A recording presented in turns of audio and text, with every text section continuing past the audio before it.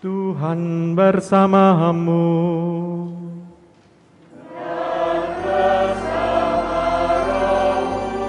Inilah Injil suci menurut Santo Lukas.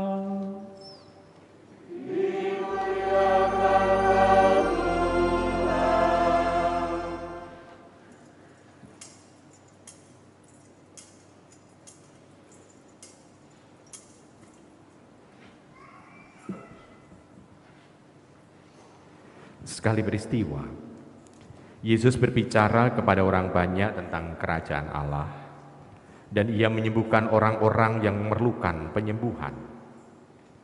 Pada waktu hari mulai malam datanglah ke-12 murid kepada Yesus dan berkata, "Suruhlah orang banyak itu pergi supaya mereka pergi ke desa-desa dan kampung-kampung sekitar ini untuk mencari tempat penginapan dan makanan, karena di sini kita berada di tempat yang terpencil." Tetapi Yesus berkata kepada mereka, "Kamu harus memberi mereka makan." Mereka menjawab, "Yang ada pada kami tidak lebih dari 5 roti dan 2 ikan. Kecuali kalau kami pergi membeli makanan untuk semua orang banyak ini. Sebab di situ ada kira-kira 5.000 orang laki-laki." Lalu Yesus berkata kepada murid-muridnya, "Suruhlah mereka duduk berkelompok-kelompok, kira-kira 50 orang setiap kelompok." Murid-murid melakukannya dan menyuruh semua orang banyak itu duduk. Yesus mengambil 5 roti dan 2 ikan itu, lalu menengadah ke langit dan memberkati. Kemudian memecah-mecahkan roti itu dan memberikannya kepada para muridnya, supaya dibagi-bagikan kepada orang banyak. Mereka semuanya makan sampai kenyang. Lalu dikumpulnya potongan-potongan roti yang lebih sebanyak 12 bakul. Demikianlah sabda Tuhan.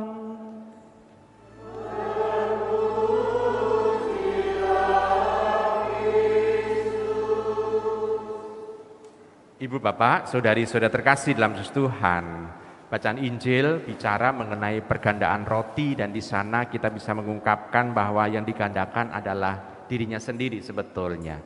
Tuhan Yesus itu mau memperlihatkan bahwa kehadiran Dia mau mengenyangkan orang, bukan pertama-tama mengenyangkan fisik orang, tetapi mengenyangkan rohani orang, spiritual orang, religiusitas orang.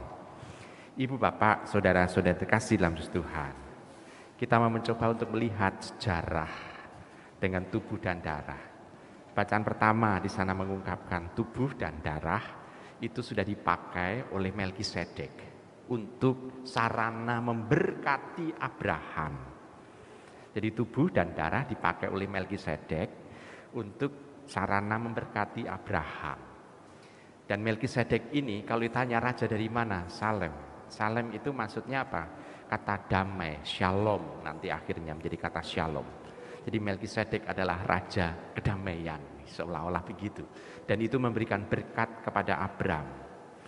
Memberikan berkat supaya tampak bahwa ini adalah berkat yang bisa dirasakan oleh Abraham dan keluarganya. Maka menggunakan sarana roti dan anggur itu.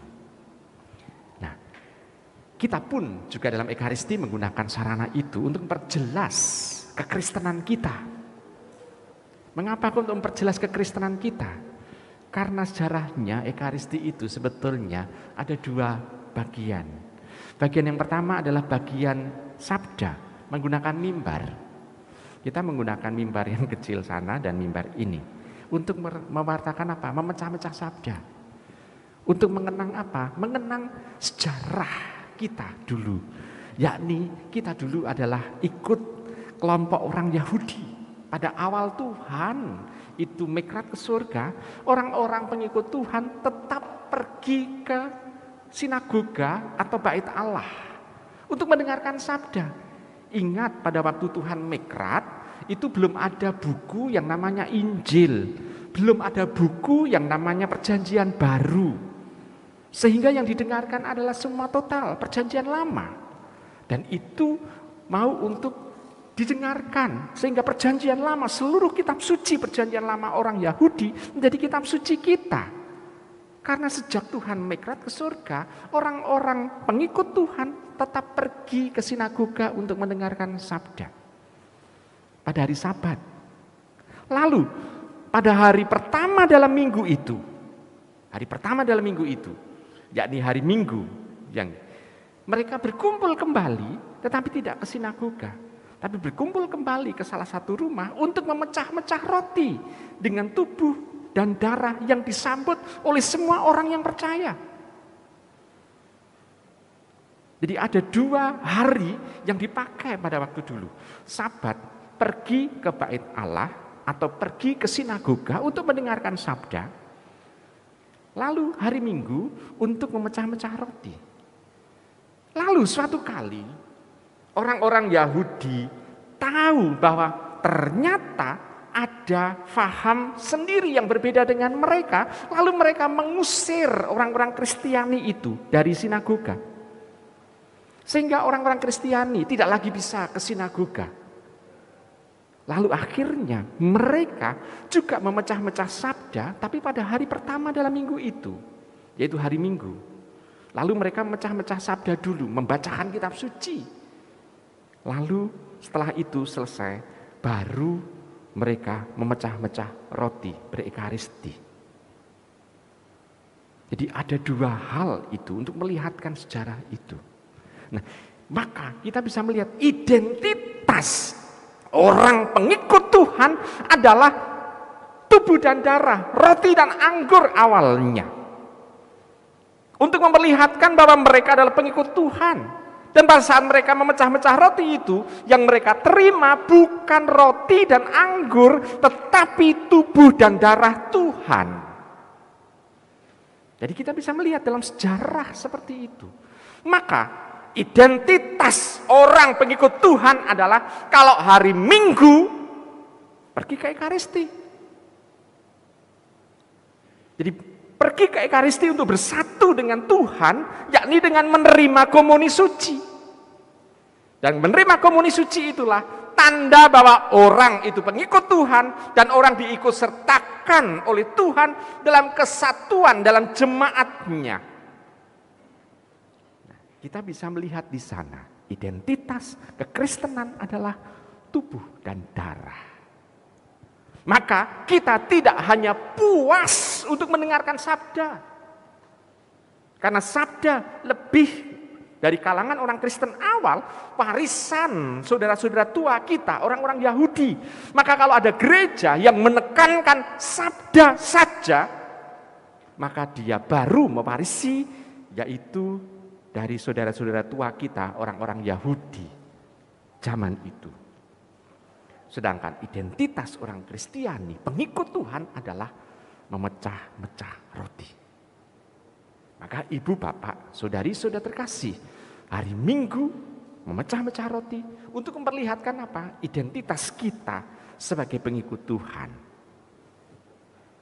Nah, yang kita terima adalah tubuhnya.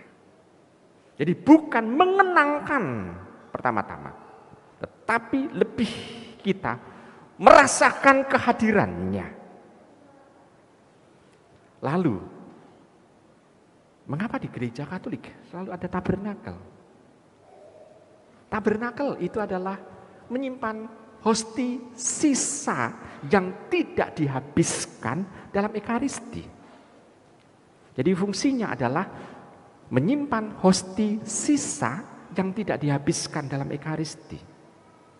Kalau ibu bapak perhatikan, misalnya Anda layat ke Tionghoa Iwan atau pemberkatan atau misa ujub tertentu di rumah-rumah, hosti pasti dihabiskan. Karena apa? Karena di rumah itu tidak ada tabernakel. Jadi tabernakel di gereja itu untuk menyimpan hosti sisa, dan di situ adalah tubuh Yesus yang mau dibagikan kepada orang-orang yang tidak bisa ikut Ekaristi. Dan itu adalah orang-orang yang sakit atau orang-orang yang sepuh. Maka kalau orang-orang itu menerima komuni di rumah, itu dianggap adalah orang-orang itu orang-orang yang tidak mampu pergi ke gereja adalah orang yang sakit dan orang-orang yang kita anggap sepuh banget atau tua sekali. Sehingga tidak dimampukan untuk pergi ke gereja. Nah, sekarang Ibu Bapak, kalau demikian, kita yang menerima komuni ini sebetulnya adalah tabernakel hidup. Di mana Tuhan menyimpan tubuhnya di dalam diri kita. Kita mempunyai dosa, kita mempunyai kesalahan, kita mempunyai ketidakpercayaan, kita mempunyai kelemahan, kita mempunyai keterbatasan, kita mempunyai kekurangan. Tapi Tuhan tetap percaya, Dia menyatu dengan tubuh kita. Ini sesuatu kebanggaan dalam diri kita sebetulnya. Karena kita yang punya dosa, yang punya keterbatasan, punya kekurangan, punya kelemahan, tetap dipercaya oleh Tuhan menjadi tabernakel hidup. Kalau Ibu Bapak masuk gereja, lalu sebelum masuk ke bangku, biasanya ada tradisi berlutut. Betul ya? Benar? Lemari tabernakel saja layak untuk dipakai untuk menyimpan tubuh Tuhan, itu saja kita hormati. Apalagi sekarang saudara-saudara kita, saudara-saudari kita yang menerima komuni suci, dia adalah tabernakel hidup. Mampukah kita juga menghormati mereka? Walaupun mereka itu melakukan kesalahan atau tindakan yang tidak baik untuk diri kita, mampukah kita juga menghormati mereka? Kita dengan komuni suci menjadi tabernakel hidup, dan kita tidak menerima diri kita sendiri untuk diri kita sendiri, tetapi saudara-saudara kita yang lain juga menerimanya. Nah, mampukah kita juga menghormati saudara kita yang lain yang sudah bersatu dengan Tuhan dalam komuni suci? Nah, ini juga menjadi satu tantangan tersendiri untuk kehidupan Kristiani kita. Tubuh dan darah bukan pertama-tama hari raya, tetapi untuk mengingatkan kepada kita, Tuhan bukan Tuhan yang jauh, tetapi Tuhan yang dekat, yang mau merengkuh kita semua, yang mau juga menjadi santapan, karena santapan itu akhirnya juga membuat semacam energi untuk kita, dan itu menjadi sesuatu dalam diri kita untuk melakukan tindakan-tindakan kebaikan kepada yang lain. Dan juga kita bisa melihat Ibu Bapak, komuni itu bukan sekedar nanti diproses di dalam perut, lalu nanti kita keluarkan sebagai feses pada waktu kita itu ada di toilet. Bukan pertama-tama itu, tetapi isi dari hosti itu, tubuh Tuhan itu, diharapkan mampu mempengaruhi diri kita supaya kita itu bisa melakukan kebaikan-kebaikan. Karena tindakan kita makan itu dan akhirnya kita keluarkan juga, maka diulang lagi ritmenya setiap kali hari Minggu. Jadi kita selalu membutuhkan kehadiran Tuhan untuk tubuh kita. Nah, Ibu Bapak, saudara-saudari yang terkasih dalam Kristus Tuhan, lalu sekarang bagi diri kita, kalau Tuhan hadir dalam diri kita, maka Tuhan itu sebetulnya mau menghilangkan dosa-dosa kita. Apakah ini ada hubungannya dengan kalau demikian, kalau kita menerima itu, kita mengalami itu? Jawaban pertama adalah ya, kalau itu dosa-dosanya dosa-dosa yang sederhana, bukan dosa-dosa yang mematikan. Tuhan itu memberikan pengampunan pada kita, karena Tuhan menyatu dengan tubuh kita. Nah, Ibu Bapak, saudara-saudara terkasih, maka berbahagialah kita yang setia untuk berekaristi hari Minggu. Walaupun mungkin khotbah romonya itu membosankan, seperti khotbah saya selalu panjang, betul? Khotbah saya kan selalu panjang kan, membosankan lah. Ya. Kadang-kala ada orang yang mungkin kalau tersinggung, wah, khotbahnya menyinggung aja gitu. Nah, tapi yang penting bukan khotbahnya, tetapi tubuh dan darah yang kita sambut. Itu sebetulnya yang membuat kita dimampukan oleh Tuhan untuk melakukan kebaikan-kebaikannya. Nah, Ibu bapak, saudara-saudara yang terkasih, maka hari raya ini itu sebetulnya mengingatkan kepada kita, sudahkah kita bersekutu dengan Tuhan dalam tubuh dan darahnya itu, lalu kita senantiasa mau untuk diatur oleh Tuhan untuk melakukan kebaikan-kebaikannya. Lalu ada pertanyaan umat yang mengatakan begini, Romo, ini kan tubuh dan darah, mengapa kami itu hanya menerima hosti suci saja? Lalu darahnya di mana? Nah, ibu bapak, saudara-saudara terkasih dalam Tuhan, begini, dalam banyak mujizat mengenai tubuh dan darah, hosti yang tadinya itu dari roti tak beragi dan juga dari anggur. Awalnya setiap kali perubahan, ada mujizat-mujizat seperti itu dalam Ekaristi. Jadi tubuh itu menjadi tubuh yang sungguh-sungguh tubuh badan manusia, dan anggurnya menjadi darah. Dan ternyata dalam patena, pada waktu orang itu mengalami mujizat, mujizatnya sudah dialami dari ratusan tahun sampai abad 20 juga mengalami mujizat yang sama. Selalu gereja memberikan mujizat tanda-tanda itu. Nah, dalam patena selalu tidak hanya tubuh yang tergeletak, tetapi ada ceceran darah yang ada menyatu dengan tubuh itu. Karena setiap kali ada mujizat tentang Ekaristi, yang menjadi tubuh itu bukan tubuh seperti daging ini, tetapi lempengan jantung Tuhan. Kalau jantung kan menjadi pusat, jantung Tuhan.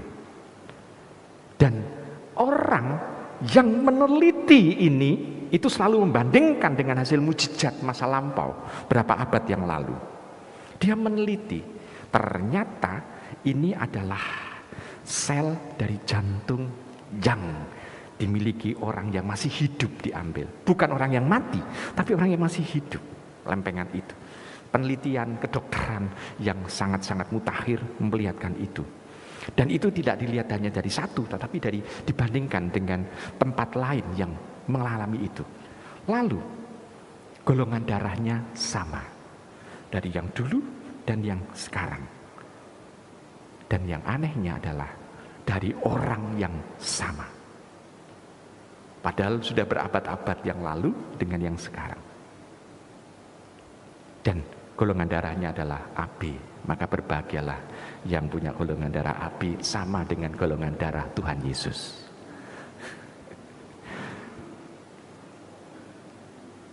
Dan mukjizat itu terjadi biasanya itu dialami oleh romo yang tidak percaya. Justru bukan romo yang santo atau santa, bukan, tapi romo yang tidak percaya. Untuk mencelikkan mata romo itu dari ketidakpercayaan itu, bahwa hosti dan anggur ini adalah dalam Ekaristi adalah tubuh dan darah. Maka dalam Ekaristi perlu ada pemurnian. Kemurniannya ada di mana? Hostinya adalah roti tak beragi, anggurnya haruslah anggur yang memang dikhususkan untuk Ekaristi. Tidak bisa beli anggur di luar, walaupun yang anggur di luar lebih enak, tetapi tidak boleh dipakai untuk misa, karena di situ misa menggunakan anggur yang disebut dengan altar wine atau sacramental wine, yaitu anggur yang dikhususkan untuk Ekaristi. Anggur kana pun itu tidak bisa dipakai karena menggunakan fragmentasi yang berbeda dengan anggur misa. Lalu juga ada yang ketiga, unsur yang ketiga yang harus ada, yakni imamnya sah. Karena tidak semua imam itu boleh, ada beberapa imam yang dilarang untuk misa di hadapan umat. Maka kalau romo itu misalnya misa lingkungan, selalu bertanya, romo ini sopo gitu kalau umat izin. Romo ini siapa? Oh romo itu sah. Kalau ada romo yang asing, lalu akan tanya, apakah romonya itu masih boleh misa? Lalu buktinya di mana untuk bisa membuktikan bahwa dia boleh misa? Minta yang namanya kartu celebrate. Kartu celebrate seperti SIM atau KTP untuk menjelaskan bahwa Romo ini boleh merayakan celebration gitu ya. Dan juga boleh memberikan pengakuan dosa. Ada suratnya yang dikeluarkan oleh keuskupan setempat. Jadi kalau kita ragu-ragu Romonya sah atau enggak, karena itu juga menjadi jaminan ekaristinya sah atau tidak. Kalau tidak mempunyai kartu itu lebih baik cari Romo yang sah. Untuk apa? Supaya ekaristinya tidak dilakukan oleh Romo palsu. Karena ada beberapa waktu yang lalu ada Romo yang palsu. Nah, Ibu Bapak, Saudara-saudara terkasih dalam Tuhan, maka kita bisa melihat bahwa dalam ekaristi tidak hanya melulu kita berekaristi, tapi ada syarat-syarat tertentu ternyata untuk menjalin. Nah, kalau saya ngomong terus, nanti khotbah saya akan membosankan dan akan lama banget menjadi kuliah nanti. Maka saya percaya dan saya yakin Ibu Bapak itu mampu untuk menghidupi kehidupan yang ekaristis, membawa Tuhan dan kita bagikan kepada orang-orang yang ada di sekitar kita. Amin. Marilah kita tegak berdiri, kita ungkapkan syahadat kita kepada Allah.